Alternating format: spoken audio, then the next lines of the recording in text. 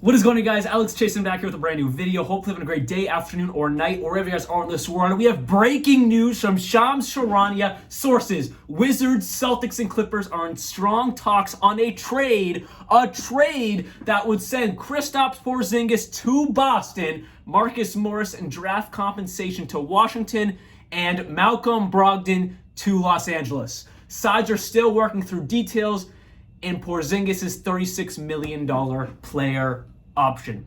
So is Kristaps Porzingis going to Boston? Is Malcolm Brogdon going to the Los Angeles Clippers? And is Marcus Morris and draft compensation going to the Wizards? Let's talk about it. This tweet from Shams came out at 2:50 p.m. It is currently 3:02 p.m. So 12 minutes ago, my mind was blown. So this is my raw reactions and everything off the dome right now.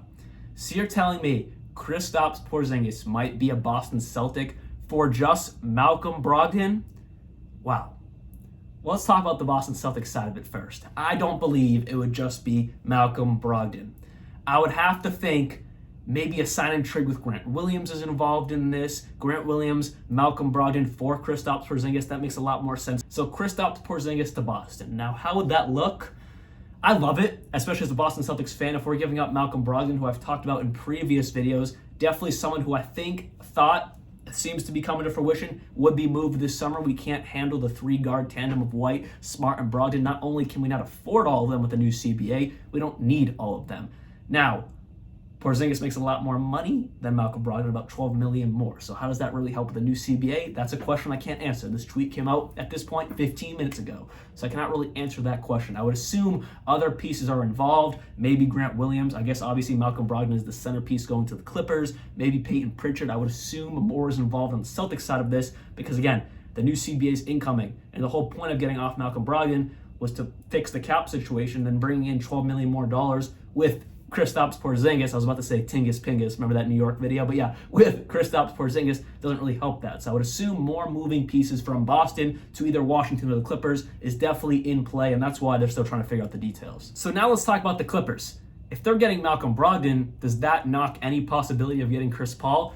I would say maybe no, but I would say most likely yes, because with the new CBA, paying $20 million for a bench player, paying $30 million for your starting point guard, that's not really for a recipe for success anymore with the incoming CBA. So I would assume it would knock any chance of getting Chris Paul, which then leaves a question mark. Does Chris Paul stay with the Wizards? What happens there? That'd be a topic for a different day when we get an answer for that. But with Malcolm Brogdon, how would he fit in Los Angeles? Well, it's definitely an upgrade over Russell Westbrook. Now, don't get me wrong. Westbrook proved to me that he still has potential to be a good point guard in the NBA, especially carrying that Clippers team in the playoffs. Not for wins, but definitely carrying them for competitive games against the Phoenix Suns in the first round this past playoffs. But Malcolm Brogdon at this point in both of their careers is a far superior offensive player than Russell Westbrook. Russell Westbrook does everything else 10 times better, 20 times better than Malcolm Brogdon. But right now, offensively, that goes to Malcolm Brogdon. So that would be an offensive upgrade for the Clippers. But the thing is, Malcolm Brogdon is not the definition of health. You have Kawhi, PG-13, who are also nowhere near the definition of health and being on the court. So then you're bringing in Malcolm Brogdon. So you have the potential of having three guys being off the court more than they're on the court. Now, don't get me wrong. Malcolm Brogdon had a relatively healthy season here in Boston until the playoffs when it mattered the most. That's not a good answer either. So that's the one little curiosity I have with the Clippers wanting Malcolm Brogdon. And now let's talk about the third team in this trade, the Washington Wizards.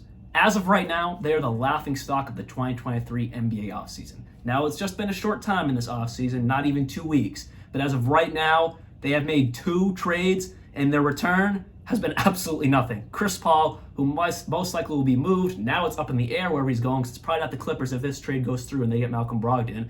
And they got some picks, cool, but they really just got Landry Shamet.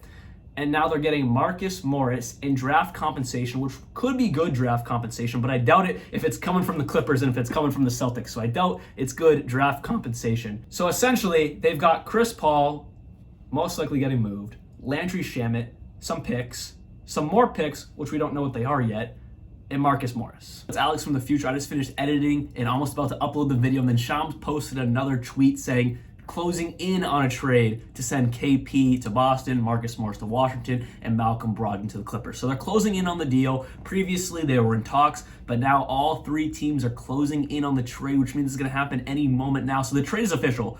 In my book, it's official. From scrolling through Twitter and seeing other NBA sources, it seems Danilo Gallinari is going to be other piece moved in Boston to the Washington Wizards instead of the Clippers. So Brogdon to the Clippers, Gallinari to the Wizards. That split from the Boston players there. But yes, the trade is basically official. It's official in my book, and I think by the time this video gets uploaded to YouTube, it's official. So hope you guys did enjoy this video. I'll be back very, very soon, and like always, peace out.